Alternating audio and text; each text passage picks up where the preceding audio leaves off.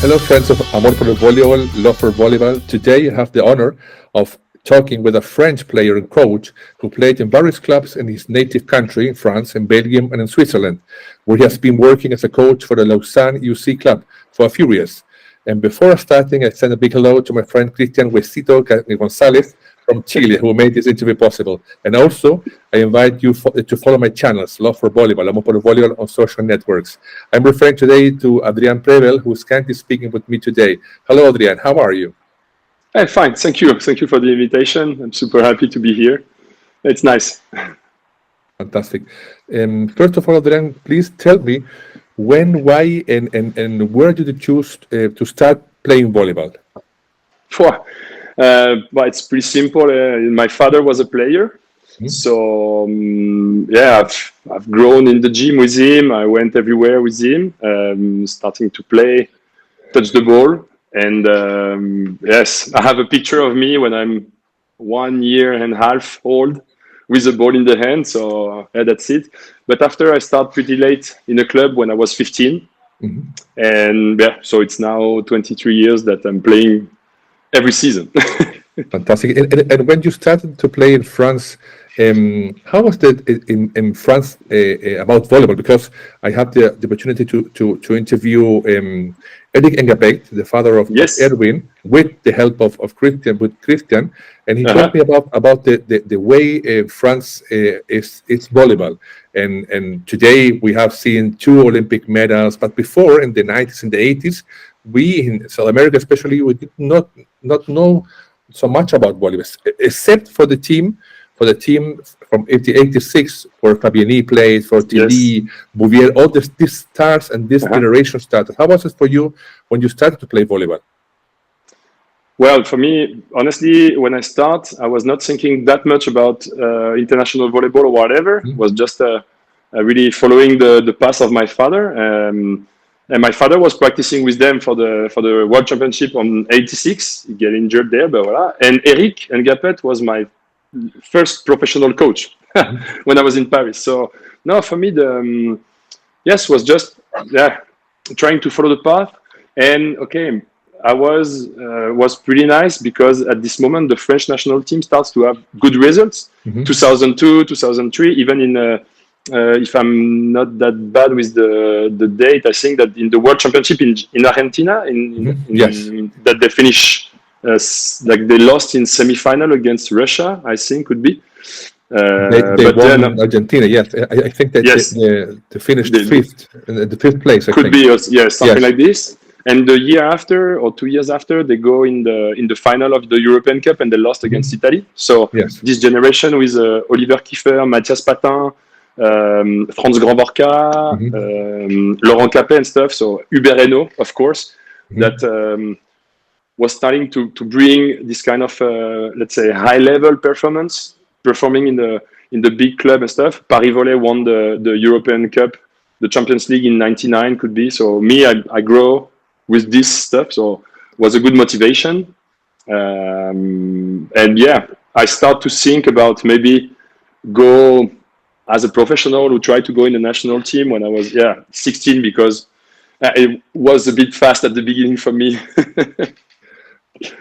Yeah, that's why. I wanted to ask you later about your thoughts about when do you think to make volleyball your life? Because I think not many persons think, especially in South America or my country, to do some sport and make it a living, to be a professional player.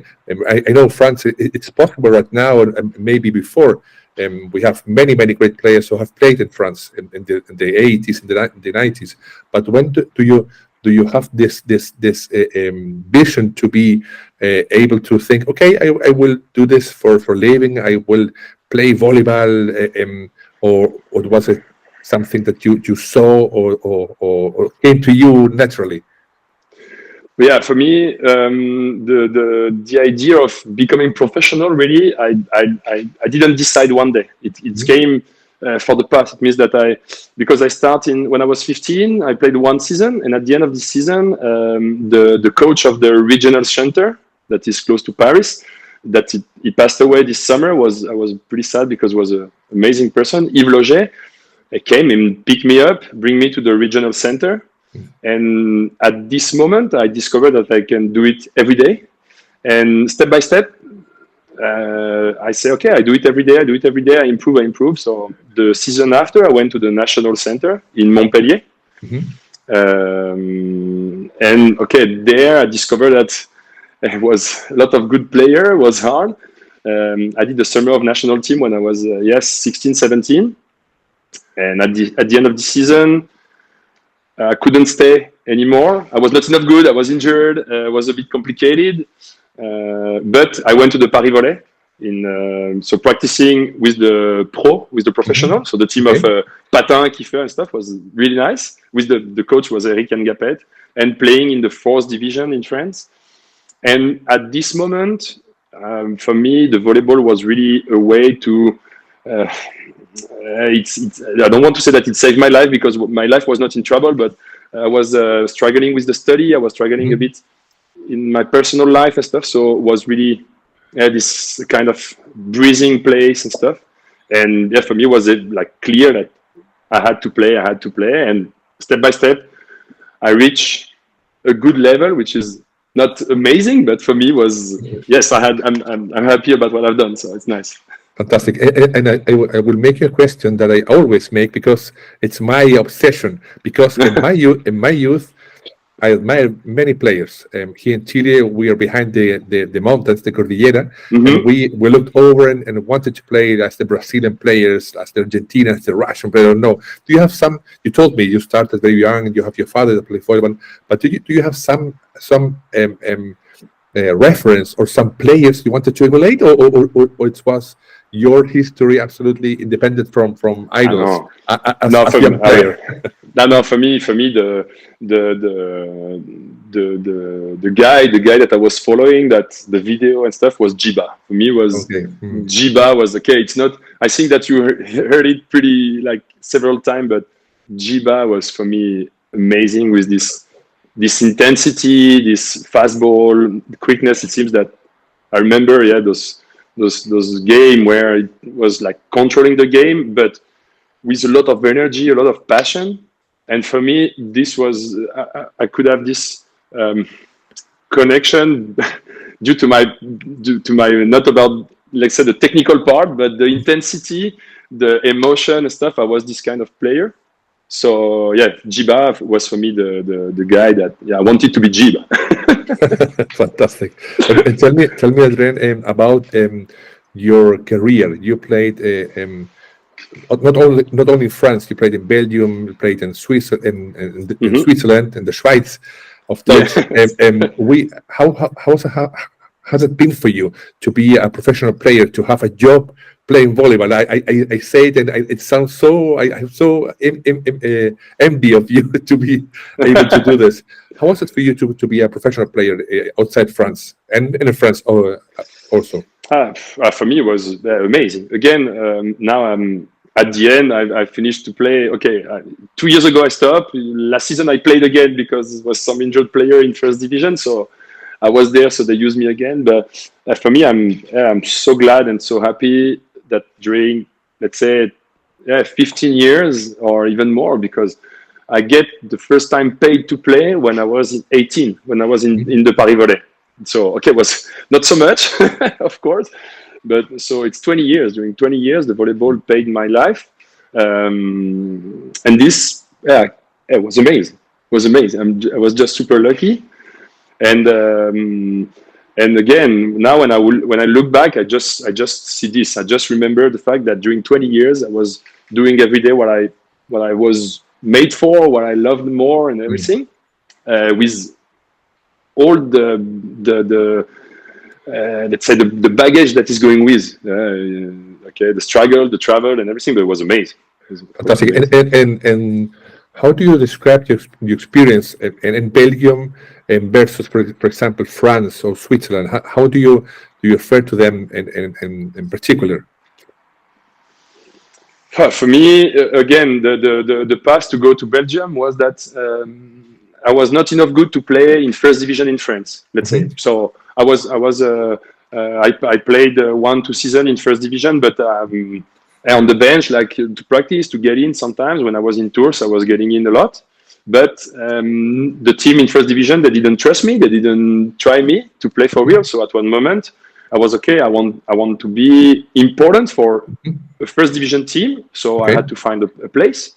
And came this opportunity in Antwerp that was really late, but was amazing. And this changed completely my career, because when you go abroad, you have to show.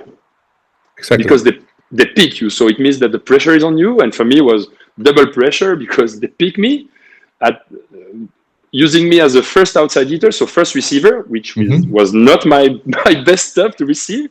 And they put me captain. Okay. So I get a lot of pressure this season, but the step that I made was just amazing. Like really, for me, it was the best. And since then, playing abroad, yes, it's just that discovering countries, people, and stuff. It's perfect.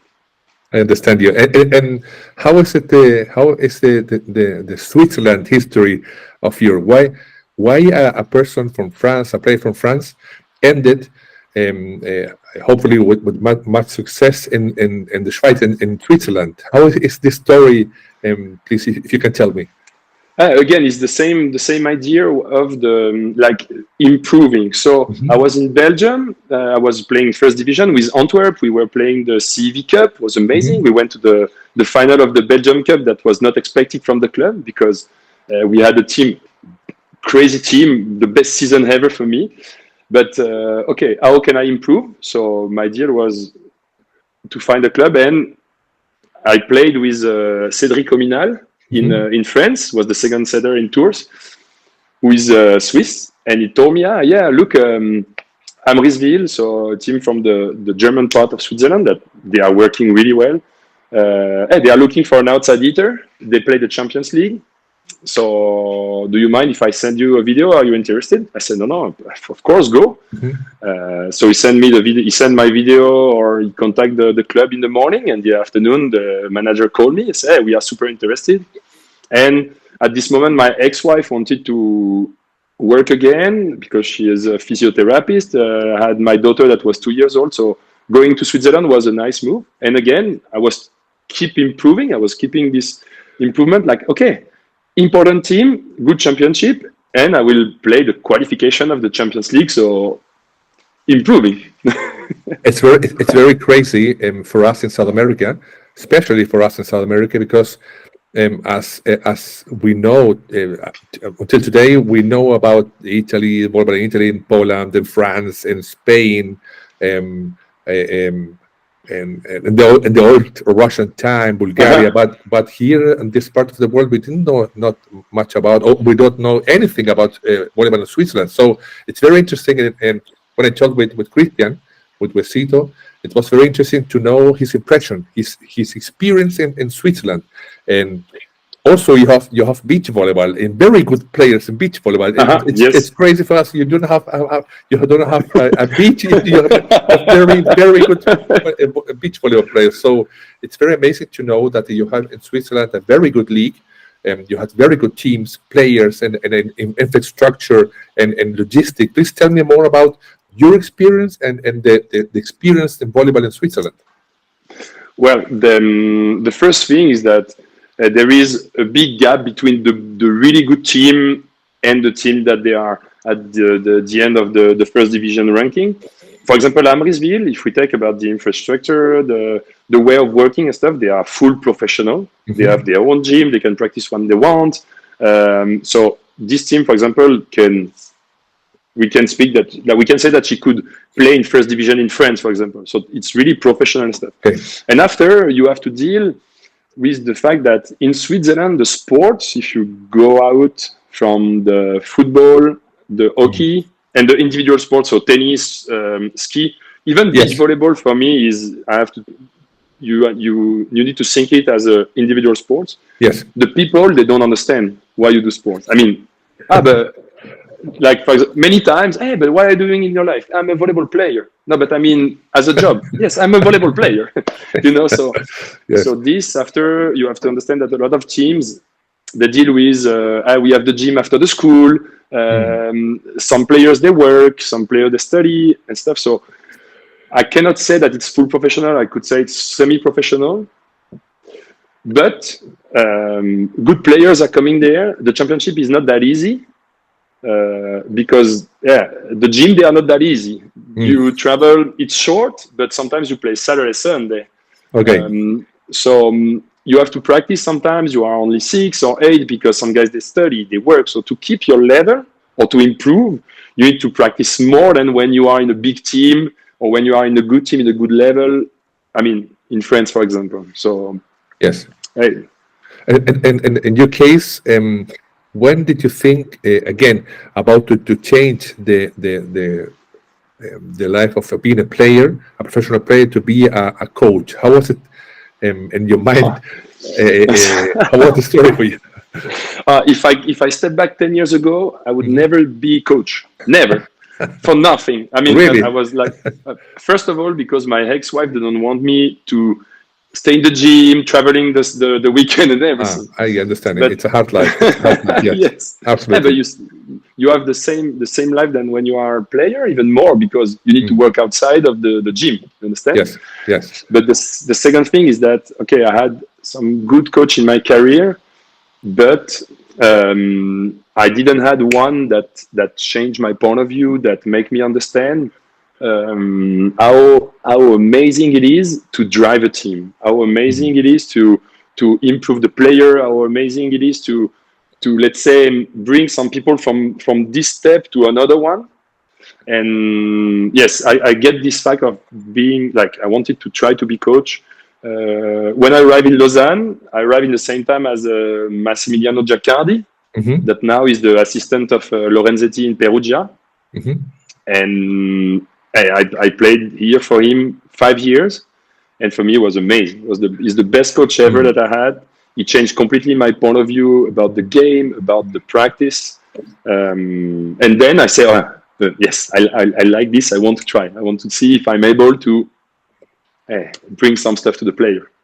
Absolutely. And when you were speaking about your experience as a coach, I always remember my father. He's also at night at home, he was writing down ideas, the next training, programming the month of training. So I know it's a very hard work. People don't know all the works and the effort that it implies to be a trainer, and also to be a young trainer, because I think maybe you have to train partners of playing, teammates. So I think it's also a very tough work to do, to have their respect, because not always be a trainer or direct a team, to manage a team, it's easy. I think it's very, very tough. And we can see today many young trainers, or many trainers who have been in the youth, very big good players, but not all the time very good players are very good trainers. So it's very interesting to watch and to see. And in your case, for example, what do you think about to be a trainer or be a leader of a team? Because you was a player, you played abroad, France, you're in Switzerland, but what do you think about to be a team leader, and how do you can improve your players to be better, to play against bigger teams? How is it for you to in your lifetime being a coach? Because I know volleyball is a 24/7 life experience. Yes. Well, me, first of all, I'm lucky because I'm coaching the second team of the club. So it's the young, is the next generation about the professional. So I'm lucky because they saw me playing when they were young, and I was still a good player when they came, like when I get them after. So I still have this. I'm lucky because when I get in the gym, they respect me from what I've done because they saw it. It's not like you don't know someone and you say, "Hey, me, I played there, I do this, I do that," but you didn't see him in the gym, you didn't see him, so you don't know. It's not the same. And the second thing is, as a coach, for me, and this is where I really improve again, and why why Max changed completely my way of thinking about the coaching, about the game, and about my game and me as a player, is that you need to explain to your player, okay, maybe not at the top level player, because the top level player you will not teach to Ngapet how to receive, but Yes. at my level, or at this, let's say this average or middle level, high level, but not that top, you need to explain the player why you are practicing like this, why you do this exercise. You need to explain the purpose. If you tell them to do something without explaining them why, you will lose them even more, because when you bring new exercise, when you bring new way of doing something, the players, if after 1 or 2 times it's not working, or they are not winning in the weekend, ciao, they say, hey, I'm not used to do this. I don't want to do this. I was better like that. Bim, bam, boom. So, and me, I was like this. As a player, I was complicated. so I can understand. So for me, the time that you have to take the time to explain. You have to take the time because now, even more, because now it's easy to be professional player, let's say, because you can inform yourself, you can watch a lot of video, you can get the statistics everywhere, you can study the game alone. So now the coach, they have less space to say some bad stuff, or to be wrong, let's say. Yes, absolutely. I wanted to ask you about something that I've kept in my mind for many, many years, because of the experience of my father, experience as a player, and also today, with all the technology that it's able to see so much volleyball, not only volleyball, actual volleyball, also volleyball from the past, from the 80s, from the 70s. And I always have asked myself about the way how teams play, because my hypothesis is the following. In the past, in the 70s, for example, you saw very different schools of volleyball. You saw the Japanese volleyball school of volleyball, who played very fast against the Russian, the Bulgar, the Czech, who plays very, very high balls. And they invented this way of Matsudaira, the Japanese coach, this way of playing fast. Later, for example, in the 80s, we saw the Brazilian team with Bernard, Montanaro, William. They were short players, not too high, opposite to the European players, but they played also, again, very fast, very creative. They make a volleyball like a Jogo Bonito way of playing. Later came, for example, the American team from Los Angeles, and we saw different school of volleyball. But today, it's my opinion, you see, except, for example, one player from one team, for example, Ngapet, or the Japanese, the actual Japanese team with the Francis coach.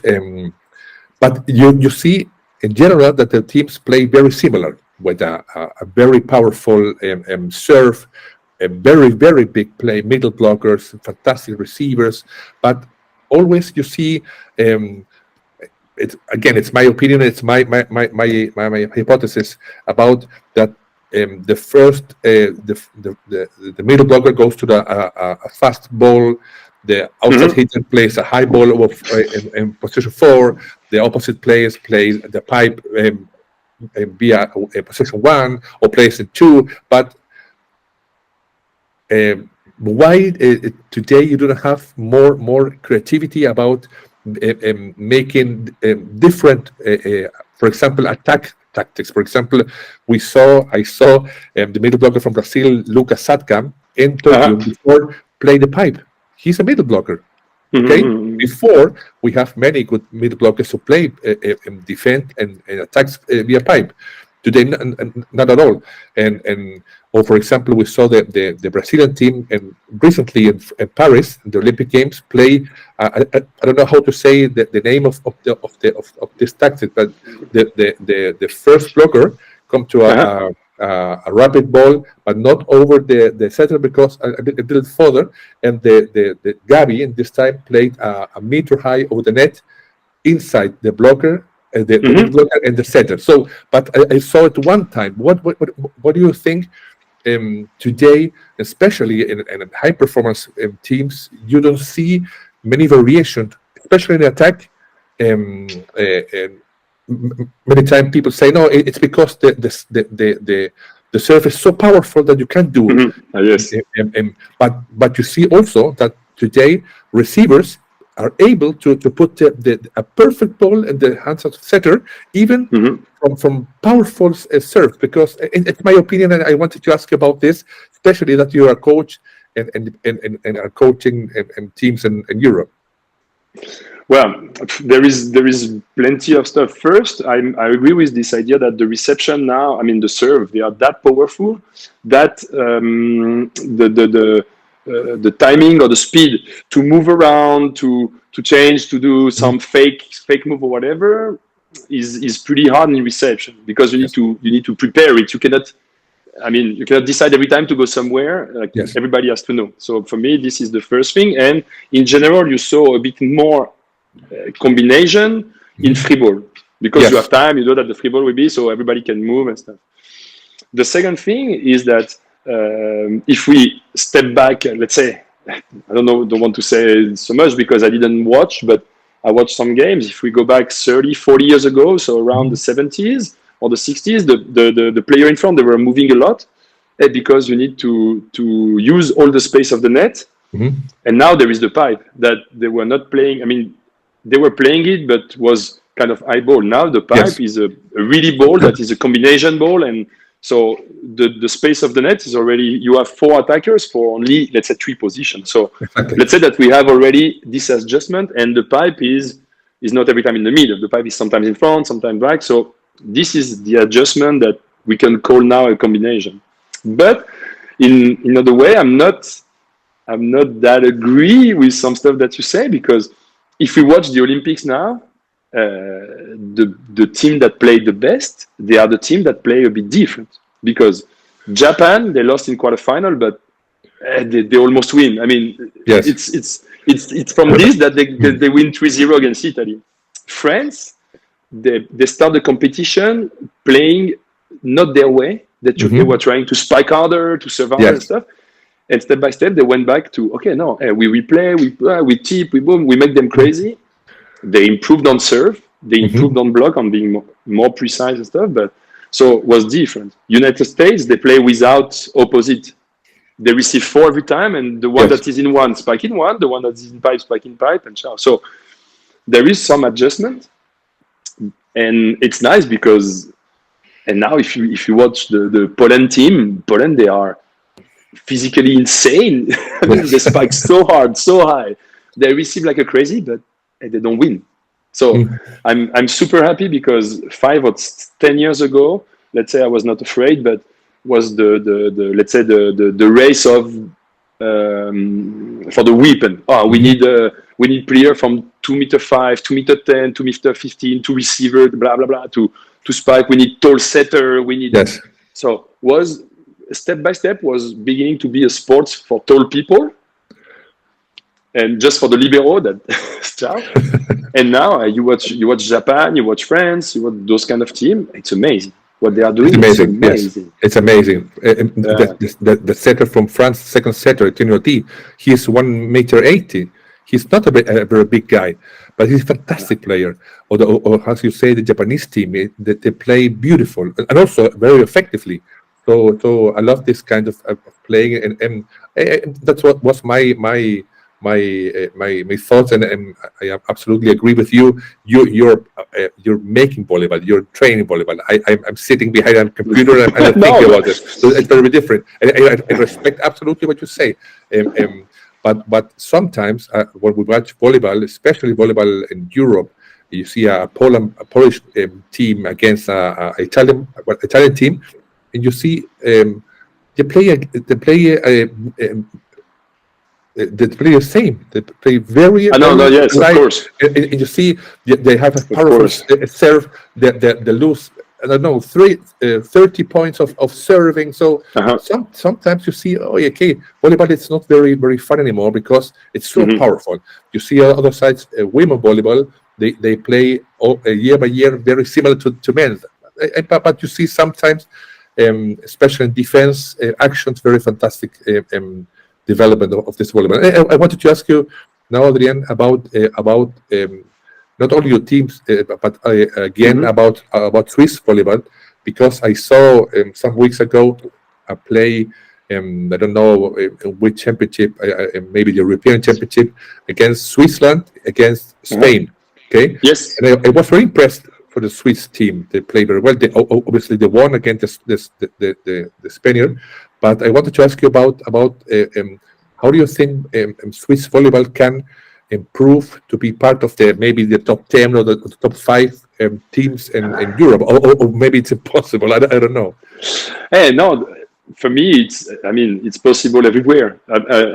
If you decide as a federation, as a country, to invest on the sports, to create some way that the people they can study and practicing, that they can, when you want to improve a sport, or you put a lot of money that they are alone, or as a country, you decide that the high level sportsmen, they have some. It's easier for them to study. It's easier to work or whatever. The problem is this in Swiss, and it's a rich problem. You can do everything. And when I say you can do everything, it is the best player of the Swiss the Swiss team, in national team or stuff. They are playing in first division in Swiss, getting paid for it. They work beside.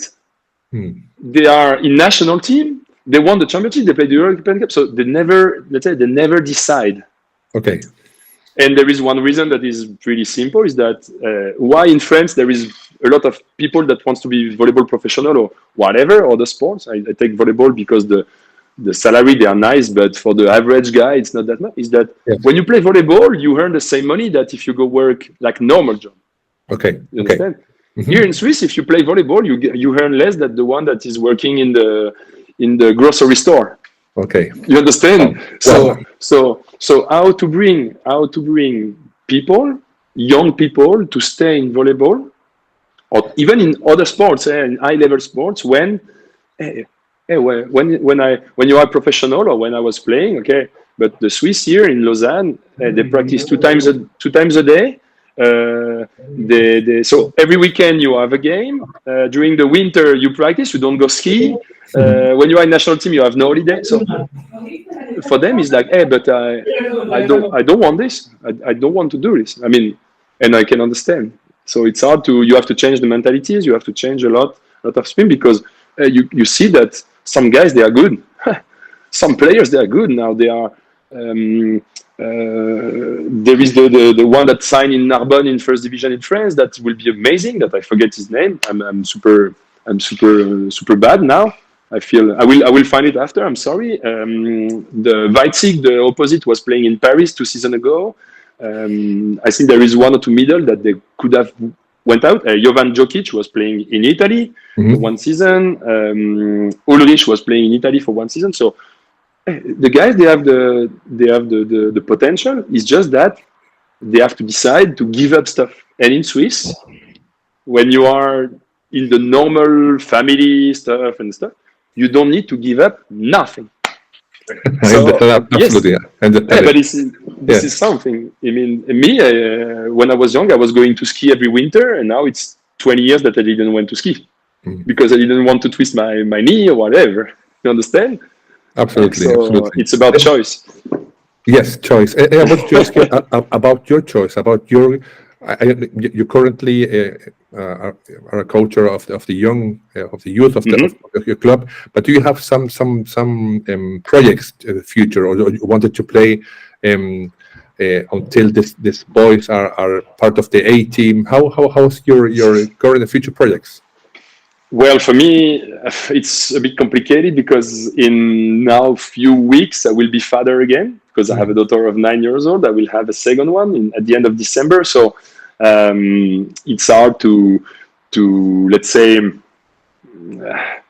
I cannot move that far. I cannot take a lot of time out.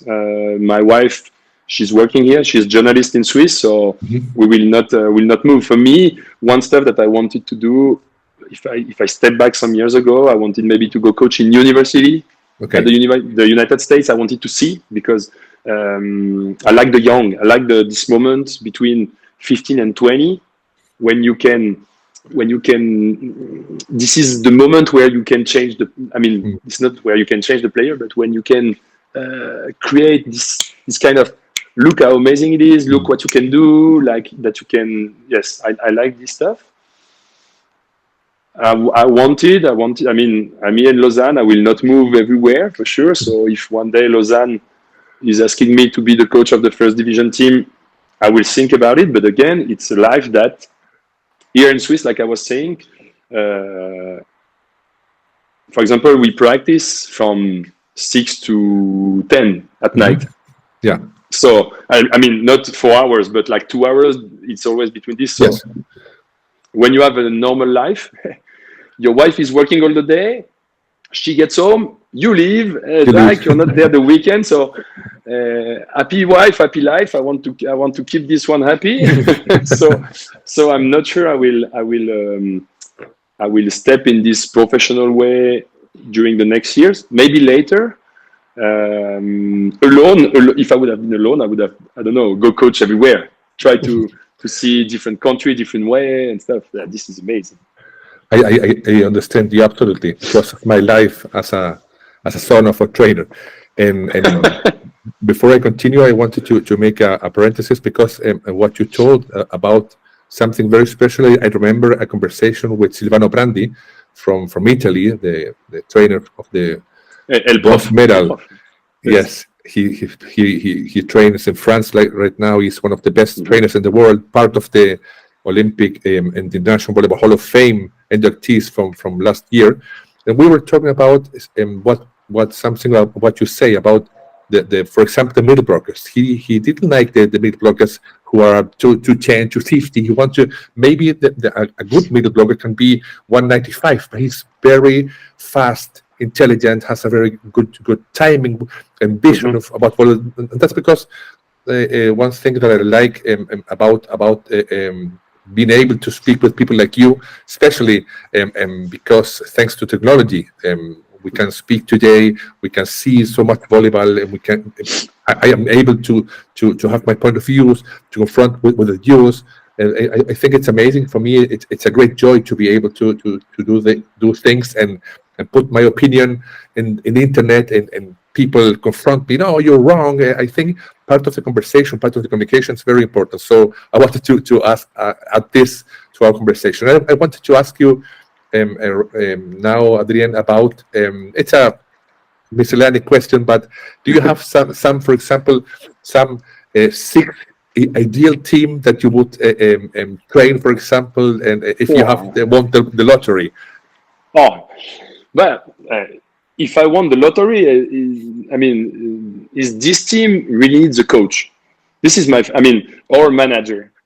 I'm not sure that I would like to know. For example, if you win the lottery, you take 14 players that you just have to find a way that they are fit the right day and to give them the tactic that is working. So, is it more managing them?